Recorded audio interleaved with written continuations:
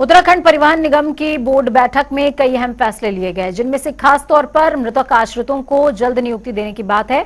परिवहन मंत्री चंदन रामदास का साफ तौर पर कहना कि निगम में 2016 के बाद से मृतक आश्रितों की नियुक्ति पर रोक लगाई गई थी, जिसको अब बोर्ड बैठक में मंजूर किया गया है। साथ ही जल्द ही शासन को विधिवत प्रस्ताव भेजकर इनकी नियुक्ति का रास्ता साफ कर दिया जाएगा। लोगों को धनतेरस और दीपावली की बहुत बहुत बधाई, बहुत बहुत शुभकामनाएं देता हूं। कल उत्तराखंड परिवहन निगम की बोर्ड की बैठक हुई, जिसमें 3 बहुत महत्वपूर्ण फैसले हुए हैं।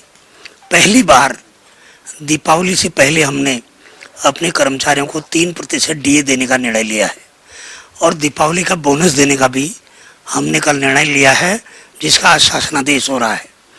तीसरा एक बहुत महत्वपूर्ण निर्णय कल परिवहन निगम बोर्ड की हुई है कि 2016 से मृतक आश्रित कर्मचारियों की नियुक्तियों पर प्रतिबंध लगा हुआ था और बहुत से लोग प्रदेश में जिनके माता पिता कमाऊ व्यक्ति परिवहन निगम की सेवा करते हुए जिनकी मृत्यु हुई, उनकी पारिवारिक स्थिति बहुत खराब थी और इस बार हमने बोर्ड में बैठक में तय किया है कि हम ऐसे 195 परिवारों के आश्रितों को हम नौकरी देंगे।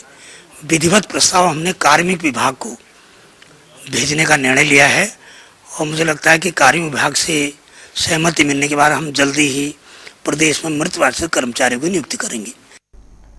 देश भर में केंद्र सरकार की तरफ से रोजगार मेले का आयोजन किया गया, जिसमें 75,000 युवाओं को नियुक्ति पत्र सौंपे गए हैं। तो वहीं देहरादून में आयोजित रोजगार मेला कार्यक्रम में बतौर मुख्य अतिथि डॉक्टर संजीव बालियान मौजूद रहे, जहां उनके साथ कैबिनेट मंत्री सुबोध उनियाल और अन्य गणमान्य लोग भी मौजूद रहे। कार्यक्रम में युवाओं को नियुक्ति पत्र देने के बाद केंद्रीय मंत्री का कहना है कि मोदी सरकार लगातार युवाओं को रोजगार देने की दिशा में अग्रसर है और काम भी कर रही है, जिसका नतीजा है कि विभाग में खाली पड़े पदों को भरा जा रहा है। देखिए, सरकार का फोकस रोजगार भी है, सरकारी रोजगार देना और स्वरोजगार भी है।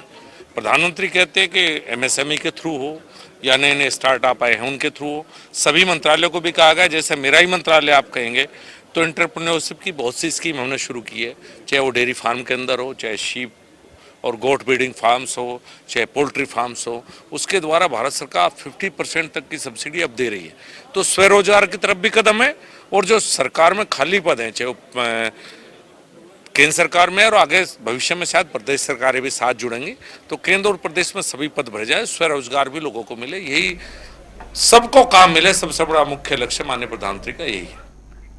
तो प्रधानमंत्री के लक्ष्य को संजीव बालियान बता रहे हैं, लेकिन विपक्ष इस पर आपत्ति जता रहा है। कांग्रेस ने आपत्ति दर्ज कराई है रोजगार मेले पर।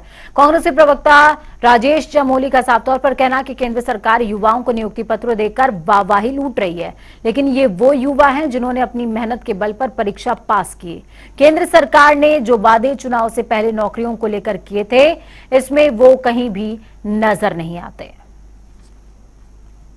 देखिए, मैंने कहा नहीं कि उनका एक हर टाइप का एक प्रोपेगेंडा बनेगा कि हमने उसको प्रोपेगेंडा के तहत एक एग्जीबिशन मेला लगाना है कार्यक्रमों का।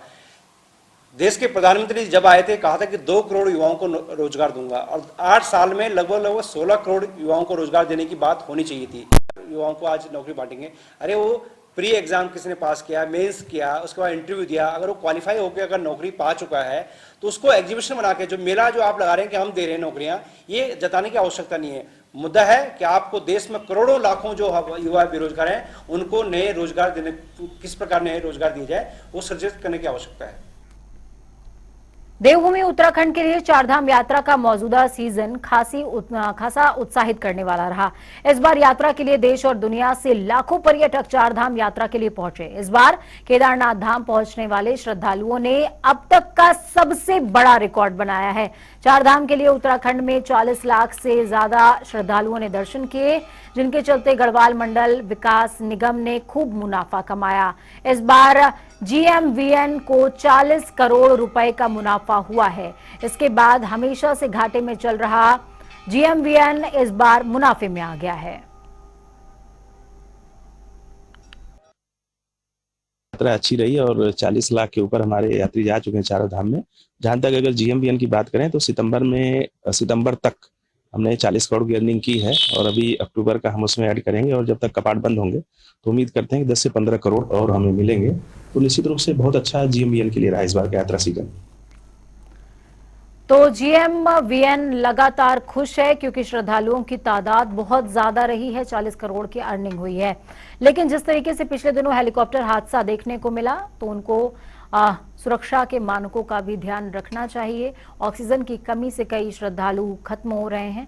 ऑक्सीजन का भी जगह जगह पर कुछ ऐसे पॉइंट्स होने चाहिए ताकि जो ऑक्सीजन की कमी है उसको भी पूरा किया जा सके। सुरक्षा का खास ध्यान रखने की जरूरत है। वक्त छोटे से ब्रेक का। ब्रेक के उस पार खबरों का सफर लगातार जारी, बने रहिए जनता टीवी के साथ। नमस्कार।